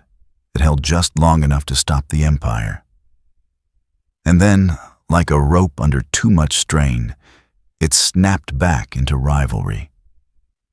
Which makes those 3 days at the hot gates even more poignant. Because for a brief moment, Greece became what it normally could not be. One line, one purpose, one decision. If you strip Thermopylae down to its bones, the miracle isn't that men chose to die. The miracle is that a few thousand men could hold a doorway against an empire for 2 full days. That doesn't happen because of spirit alone. It happens because of systems, training, equipment, and a method of fighting that turns individuals into a single moving object. The core of Greek warfare was the phalanx, not invented by Sparta, but perfected by them. Picture it. Ranks of hoplites standing shoulder to shoulder, 8 to 12 deep in many battles. Though at Thermopylae, the confined space likely forced shallower formations. Every man carried the same essential kit, built for one purpose: hold the line and kill what comes into it. The centerpiece was the shield, the aspis, also called the hoplon. It wasn't a small round buckler, it was a large, heavy shield, wooden core faced with bronze, wide enough to cover from chin to knee. It wasn't held like a modern shield with a central grip alone. It used a strap and handle that locked it onto the left arm, giving stability and allowing the shield to carry weight through the body rather than just the hand. And that design created something almost moral. Your shield protected your neighbor, not just you. So abandoning your shield, dropping it, running, didn't only expose your body, it exposed the man beside you. That is why shame mattered so much. Cowardice wasn't a private flaw, it was a crack in the wall. Above that shield line rose the primary weapon. The dory, a spear roughly 7 to 9 feet long, tipped with bronze or iron. In tight formation, the front rank thrust forward, but even the second rank could threaten, spears reaching past shoulders, making the phalanx feel like a bristling animal. When spears broke, because they did constantly, hoplites drew short swords, often a straight stabbing blade like the xiphos, or sometimes a curved cutting blade like the kopis. But the sword was a backup. The spear and shield wall was the real weapon. Armor varied by wealth, but at Thermopylae, many Spartans likely wore bronze cuirasses, greaves on the shins, and the iconic Corinthian-style helmet. Beautiful protection, but with narrow eye slits that limited vision and muffled sound, which created another dependency. You couldn't see everything. You had to trust the formation. You had to trust your comrades. Now add the most underestimated factor: weight. Full hoplite equipment could reach 50 to 70 pounds, depending on gear. Fighting in it wasn't just violent. It was athletic suffering. The heat, the strain on the shoulders from the shield, The constant push and shove as bodies collide. Most citizen militias could do it for a while. Spartans could do it longer, because they trained constantly, not as seasonal soldiers, but as a permanent military class. Their bodies were conditioned. Their minds were conditioned. Their entire social world was built around the expectation that the line must not break. This is why Spartan command and control mattered so much. A phalanx isn't only equipment, it's choreography. Spartans drilled advancing, retreating, wheeling, and most importantly, rotation. When the front line tired, rear ranks could relieve them without collapsing cohesion. In a narrow pass, that ability was priceless. It meant the Persians didn't face a line that weakened gradually through exhaustion. They faced a line that refreshed itself like a machine. Ancient accounts mention Spartan use of music, flutes, to coordinate movement. The rhythm kept spacing, kept pace, prevented panic. For an enemy, it must have been eerie. Not a chaotic mob, but a disciplined wall marching to music. And Thermopylae was the perfect environment for this system. The Persians had many strengths: archery, cavalry, combined arms, flexibility. But in the pass, cavalry couldn't operate. Archery was less effective when targets were shielded and packed tight. Numbers couldn't spread. The Persians were forced into the one kind of fight that favored Greek heavy infantry: close, frontal collision in restricted space. So the phalanx did what it was designed to do. It erased Persia's advantages. It turned the battle into a test of whether lighter troops with shorter spears and wicker shields could break a bronze wall. They couldn't. But the same system that made Spartans terrifying also had a limit. A phalanx is a forward-facing weapon. Its power comes from presenting a unified front, shields overlapping, spears projecting into a narrow killing zone. When attacked from multiple directions, that advantage collapses. The formation can't easily pivot under pressure, can't defend its rear without breaking its own structure. Once the Persians came around the mountain path, Thermopylae stopped being a doorway and became a room with two entrances. And in that room, even the best wall can be broken. That's the tragedy of Thermopylae. The Spartans weren't defeated by inferiority. They were defeated by geometry changing. As long as the fight stayed frontal, they were nearly unbeatable. Once the fight became surround and crush, the phalanx's strength became its vulnerability. Still brave, still disciplined, but no longer protected by the one thing that made their method dominant: a single, narrow front. Thermopylae was the phalanx at its peak, and the phalanx meeting its limit in the same story. And to fully understand that limit, we also have to look at the battle from the other side, the Persians, not as monsters, but as soldiers trapped in a tactical nightmare. If you only listen to the legend, the Persians at Thermopylae are a faceless tide, endless bodies thrown into a meat grinder by a cruel king. But history doesn't work like that. The Persian army was one of the most sophisticated military forces the ancient world had yet produced. It had conquered across continents not through luck, but through organization, combined arms, and an imperial system that could mobilize resources at a scale Greek city-states could barely imagine. So when we ask, how could Persia struggle for 2 days against a few thousand defenders? The answer isn't Persia was weak. The answer is Thermopylae was the wrong battlefield for Persia's strengths. Let's start with the famous elite unit, the Immortals. They weren't mythical beings. They were the king's professional corps, an elite guard and shock force that symbolized Persian permanence. Ancient accounts describe them as always numbering 10,000, with replacements ensuring the unit's size stayed constant. Whether that number was exact in practice or idealized, the concept mattered. A standing elite force, trained and equipped to spearhead imperial operations. They carried spears, bows, and relatively lighter defensive gear than Greek hoplites, equipment designed for flexibility. Against many enemies, that flexibility was deadly.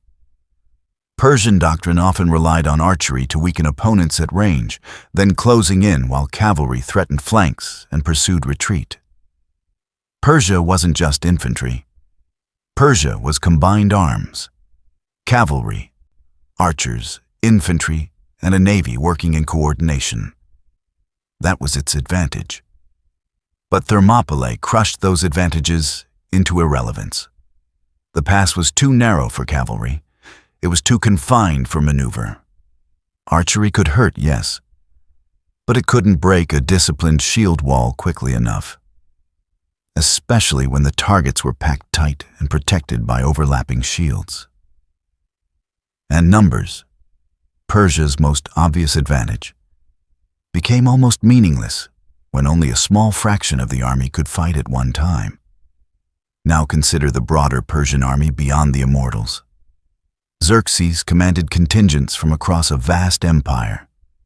Different regions, different languages, different equipment, different fighting styles. This diversity gave Persia range.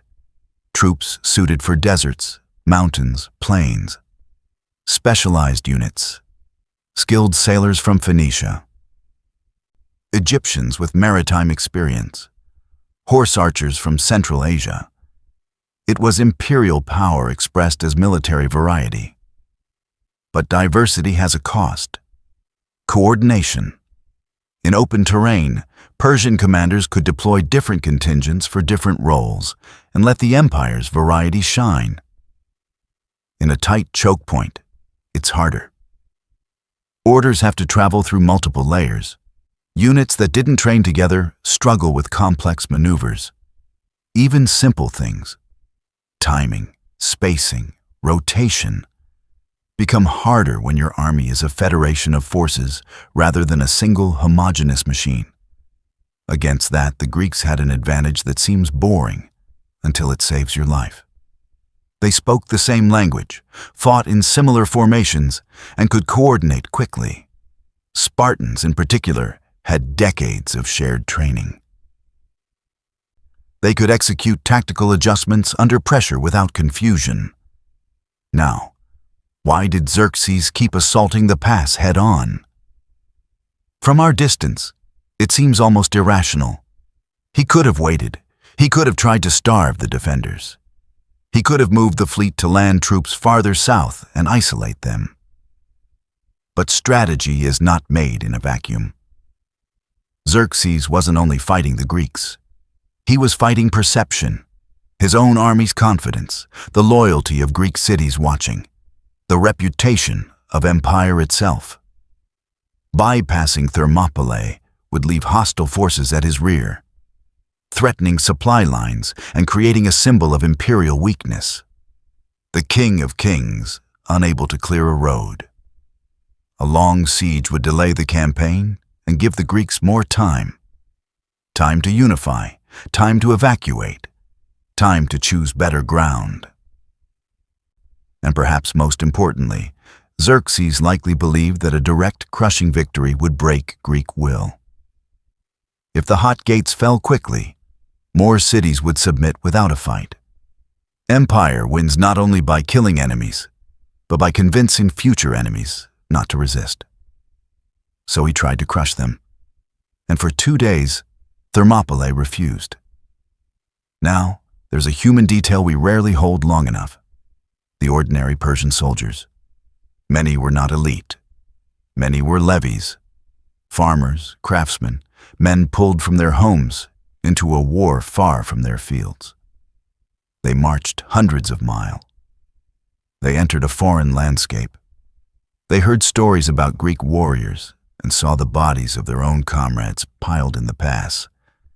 Then they were ordered forward, Imagine stepping into that corridor on day 2, seeing the dead from day 1, knowing the wall ahead had not moved, and still walking into spear range because your officer is shouting, because your unit is pushing, because refusing might mean punishment, or disgrace, or death. That isn't cowardice. That is a different kind of courage. Endurance in a war you didn't choose. The Persians at Thermopylae were not monsters. They were men trapped in a tactical nightmare by decisions made above them. Some fought for glory. Some fought for duty. Some fought because empire demanded it.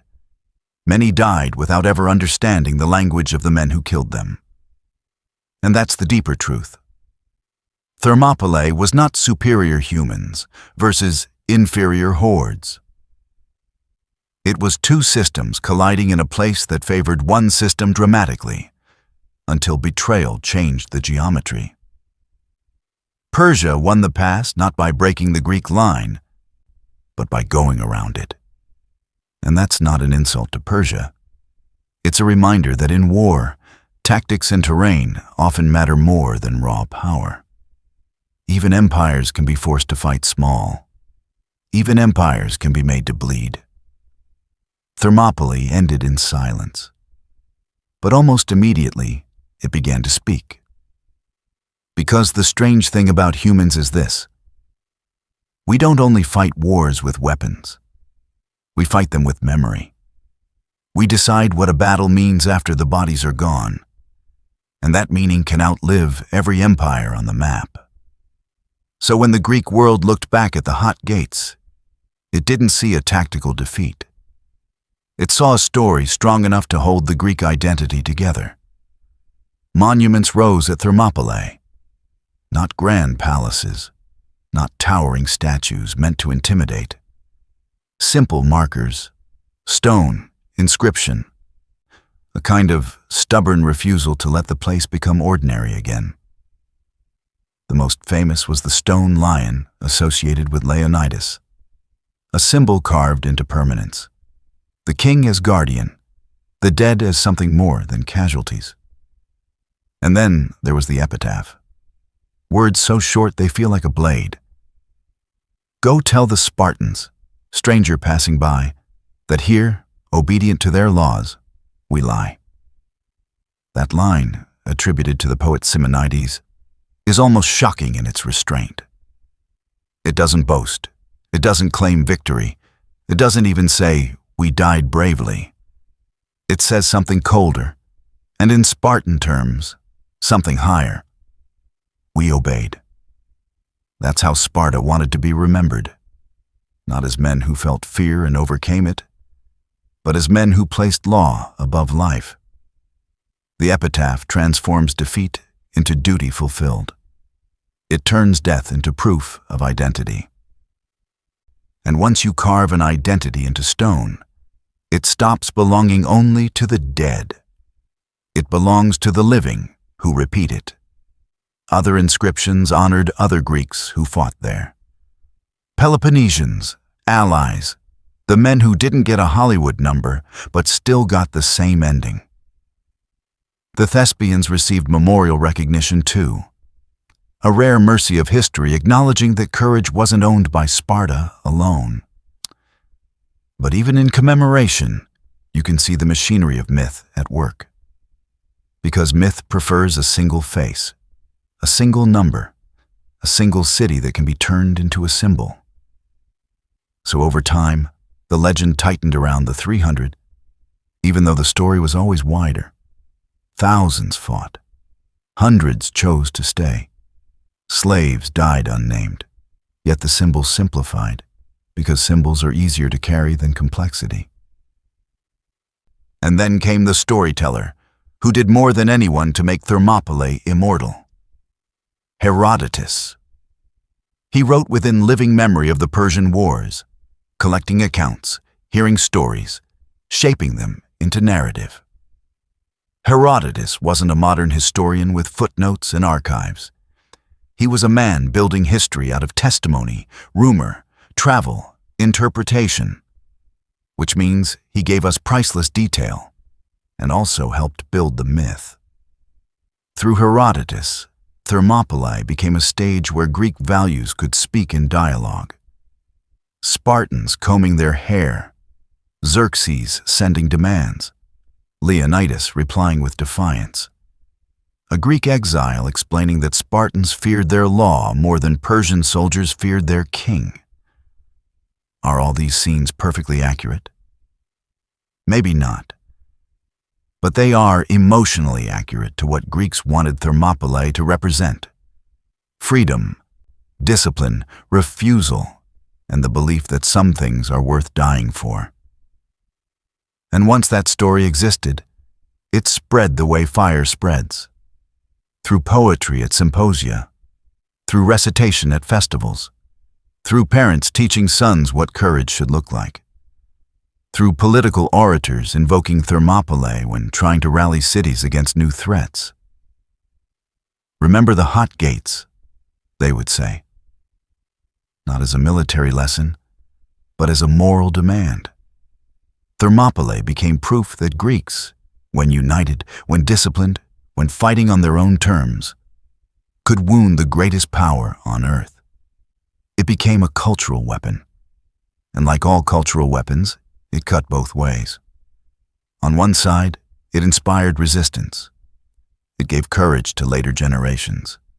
It created a shared Greek pride across city-states that otherwise struggled to cooperate. On the other side, it fed Greek ethnocentrism, the easy conclusion that we are superior, they are barbarians. Even though Persia was sophisticated, capable, and in many ways more administratively advanced than the fractured Greek world. Thermopylae became a mirror Greeks used to admire themselves. And the mirror didn't always tell the whole truth. But here's the strange beauty of it. Even when myth simplifies, it can still preserve something real. Not the numbers, not the speeches, but the core human moment. A line held against fear, a decision made without guarantee, a sacrifice offered to buy time. That's why Thermopylae kept echoing through Greek culture long after the war ended, because it answered the question every community eventually faces: what do we honor? And Greece answered, we honor the ones who stand when standing seems useless. But the deeper, harder question remains, the one history doesn't carve into stone as easily. Who do we forget while we're building the legend? Thermopylae lasted 3 days. That's it. 3 days of heat and dust and blood in a narrow pass most people couldn't find on a map. And if you measure history only by territory gained, Thermopylae is simple. Persia won. The gate opened. The defenders died. So why did it change anything? Because battles don't only change maps, they change minds. And Thermopylae changed the psychology of a war that was still undecided. Before the hot gates, many Greeks believed Persia was inevitable, an imperial force too large to resist. The kind of power you don't defeat, you survive by adapting to it. And you can feel that fear in the Greek debates. Submit, stay neutral, or resist and be erased. Thermopylae didn't erase the fear, but it gave the fear a wound. It proved that the empire could be delayed, that Persian troops could be killed in huge numbers when forced into the wrong terrain, that the Immortals weren't supernatural, that the King of Kings could be frustrated, humiliated even, by a few thousand men holding the right ground. That shift matters more than we like to admit. Because once people believe the giant can bleed, they start thinking differently. And that's the first step toward winning a war you're not supposed to win. Strategically, Thermopylae bought time. Real time, the only currency the weaker side can mint. Those days mattered for Athens. They mattered for evacuation, for political decisions, for fleet preparation, for coalition coordination. even if 3 days sound small to us. In an ancient campaign, where messages travel by runner and ships move by wind and oars, 3 days can be the difference between order and collapse. Thermopylae also forced Persia to reveal something. It exposed the limits of imperial power when the battlefield becomes narrow and the opponent is disciplined. The Persian military was built for breadth. Combined arms, maneuver, intimidation, overwhelming force. At the hot gates, all that breadth was squeezed into a thin, brutal line. So Persia was forced into costly frontal assaults, not because the Persians were stupid, but because the situation demanded a symbol of domination. Xerxes needed to prove the road could be cleared. And when it couldn't be cleared easily, the empire's aura cracked. That crack didn't end Persia's campaign, but it haunted it. Now, the cultural impact is even larger, and this is where Thermopylae becomes a double-edged blade. For centuries, Western political thought has used Thermopylae as evidence for a seductive argument. Free citizens make better soldiers than subjects of kings. It's a powerful idea. It shows up in Greek writers, Roman admiration, Renaissance education, revolutionary rhetoric, modern speeches. It's the story we love to tell about ourselves. That liberty creates strength. That courage grows where people have a stake in their own fate. And there's truth in it. Motivation matters. Men defending their own homes and political rights often fight differently than men marching for an empire's frontier. But Thermopylae also warns you how easily that argument becomes propaganda. Because Persian soldiers were not mindless slaves. Many fought bravely. Many came from cultures with honor and discipline of their own. The Persian system was not pure cruelty. It could be tolerant, pragmatic, and stable for millions. Meanwhile, Greek freedom was not universal. Slavery existed throughout Greece. Women were excluded from political life. Even Athens' democracy rested on a foundation of unequal rights. So if Thermopylae teaches freedom versus tyranny, it also teaches you to handle that phrase carefully. The deeper truth is messier. This was a clash of systems, and both systems contained human brilliance and human darkness.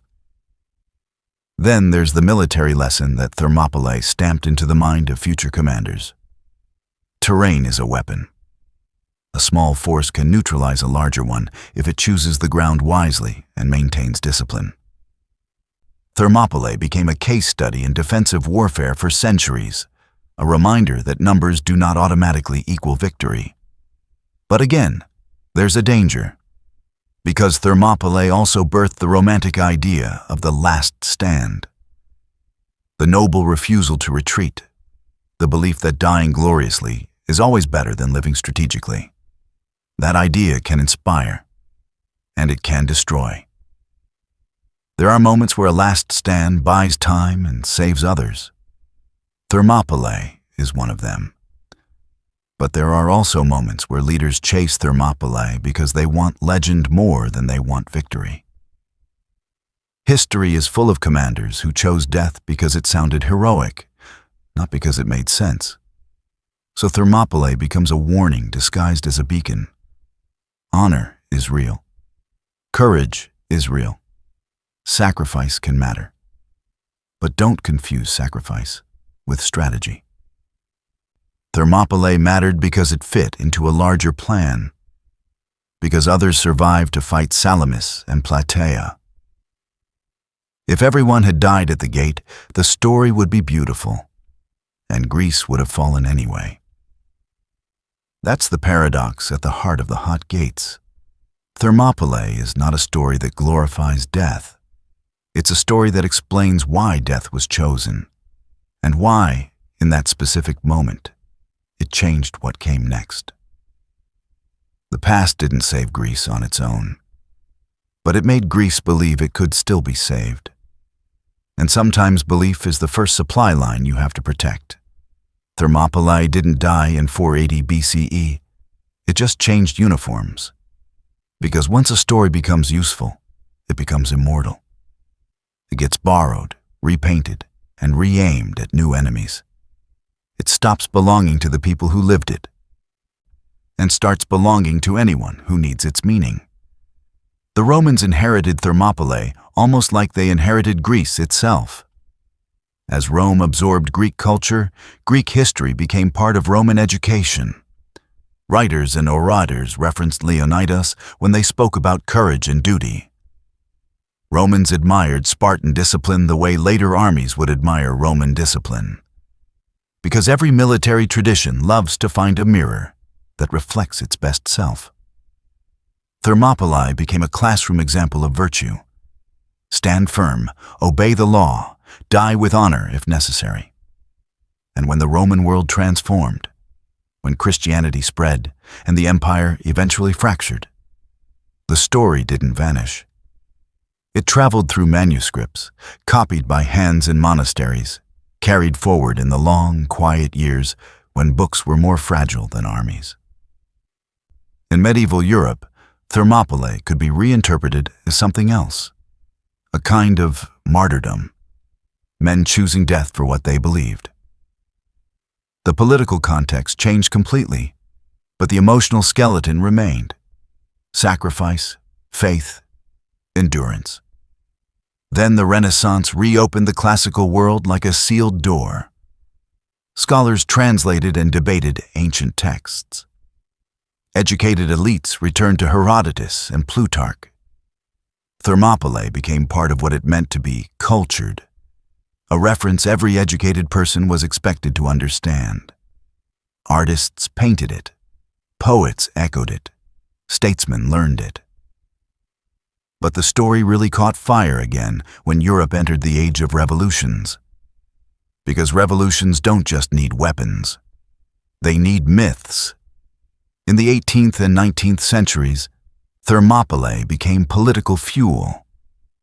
American and French revolutionaries, arguing against monarchy and inherited power, leaned on the old Greek narrative. Free citizens can defeat the armies of kings. Thermopylae was cited not as a tactical event, but as proof of moral superiority. The battle became an advertisement for republican virtue. And then, in the 1820s, during the Greek War of Independence against Ottoman rule, Thermopylae gained a new layer. Modern Greeks connected their struggle to ancient Greece, framing their fight as the continuation of an old resistance. Philhellenes across Europe, people who loved Greek culture, were moved by the idea that Greece was rising again. Thermopylae became a bridge between ancient identity and modern nationalism. In the 20th century, with wars that swallowed millions, Thermopylae became a metaphor people reached for when facing hopeless odds. Newspapers called desperate defenses a modern Thermopylae.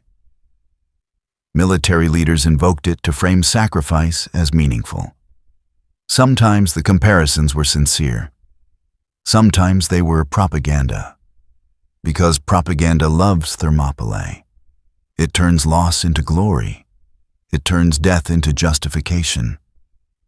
And that's the danger. A story that can inspire can also be used to demand sacrifice from others. Sacrifice that might not be necessary. Sacrifice that might serve pride more than purpose. Then came cinema, the modern myth machine. In 1962, the 300 Spartans brought Thermopylae to screens in a Cold War atmosphere, framing the conflict in a way that mirrored modern anxieties. Freedom versus totalitarian empire. It wasn't ancient history so much as a contemporary argument wearing bronze helmets. And in 2006, the most influential modern retelling arrived, Zack Snyder's 300. Based on Frank Miller's graphic novel. It was visually unforgettable and historically wild. It turned Spartans into near superhuman figures. It turned Persians into monsters. It stylized violence into art. It reduced complexity into a clean myth of muscular freedom versus grotesque tyranny. Critics pointed out the distortions, the propaganda feel, the almost fascistic aesthetic. They weren't wrong. But the film also proved something undeniable. Thermopylae still hits a nerve. Because even when the details are wrong, the emotional structure is potent. A small group stands against an overwhelming force and refuses to be erased quietly. The lines, "This is Sparta. Tonight we dine in hell," became cultural currency. Memes, references, jokes, quotes. The story moved from history into pop culture mythology. Video games picked it up too. Strategy games, action games, players recreating the battle, flipping sides, testing outcomes. Interactive storytelling turned Thermopylae into something you could experience, even if the experience was built on modern fantasies. And that's the strange truth. Every generation remakes Thermopylae into what it needs. To Romans, it's virtue. To Christians, it's endurance. To revolutionaries, it's republican courage. To nationalists, it's identity. To modern media, it's spectacle. But beneath all those uses, the core human question never changes. What do you do when you're outnumbered? Do you run? Do you bargain?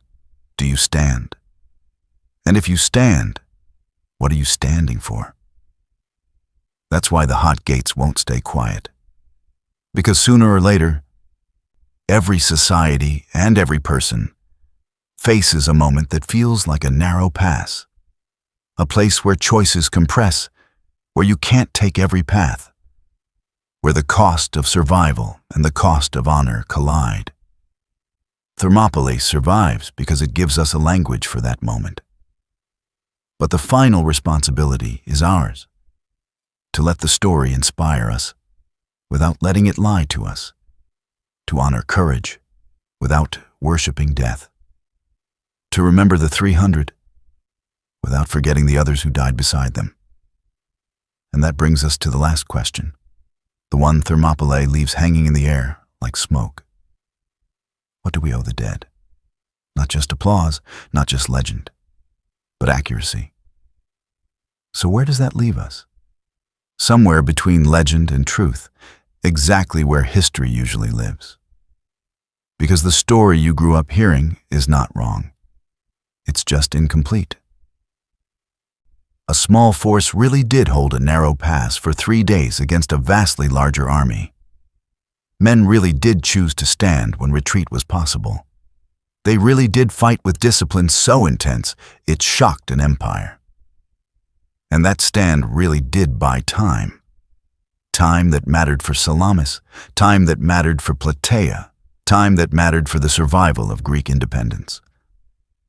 But the legend simplifies what was never simple. It wasn't only 300 Spartans. It was thousands of Greeks at the beginning. And in the end, it was Spartans, yes, but also Thespians who chose to stay and die when they could have left.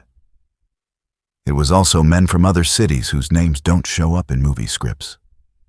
It was also helots, enslaved people attached to Spartan forces, who carried, served, and in many cases fought and died, then disappeared into the silence of history because the world that recorded the story didn't value them enough to preserve their names.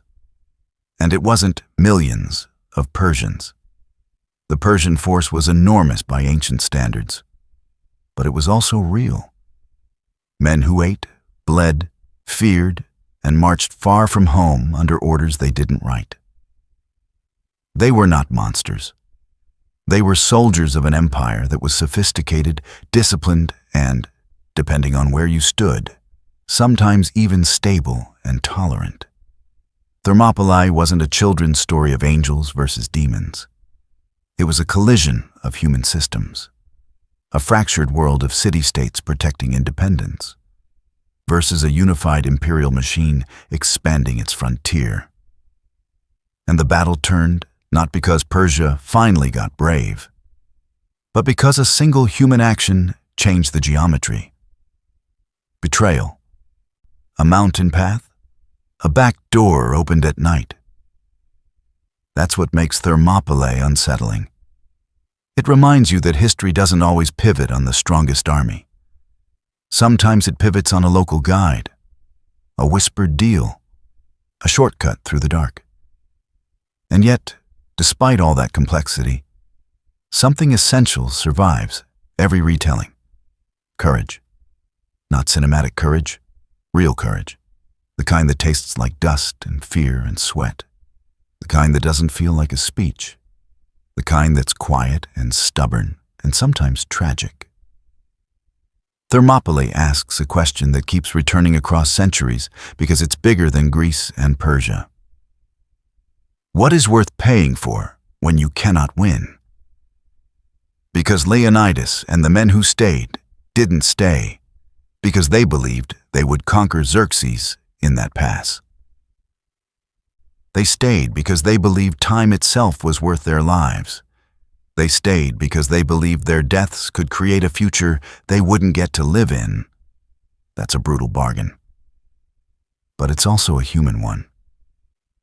Now, let me leave you with an image. Not the Hollywood image. Not perfect bodies in slow motion. The real image. A day after the last arrows. The hot gates are quiet again. The sun rises over the mountains and touches the stones that have been hot for centuries. The sea breathes against the shore like nothing happened. Birds return because birds don't care about empires. On the ground, bodies lie where they fell. Spartans and Thespians, Persians and allies, masters and slaves, mixed together in a way their societies never allowed in life. And for a moment, you can feel the truth of war. Everyone is equal in the dust. But memory is not equal. Some names are carved into stone, others vanish. So if we're going to carry Thermopylae forward, and we will, because humans can't resist this kind of story, then maybe the most honest way to honor it is this. Remember the courage, and remember the cost. Not just the cost in blood, but the cost in myth, the people the legend left behind. If you made it this far, type "hot gates" in the comments. I read them, and it tells me you want more long-form deep dives like this. And tell me one thing. When you think of Thermopylae now, after the real story, what hits you hardest? The discipline? The betrayal? The forgotten Thespians? The fact that 3 days changed everything? Because history isn't only what happened. It's what we choose to remember and what we choose to learn. Good night. And I'll see you in the next story.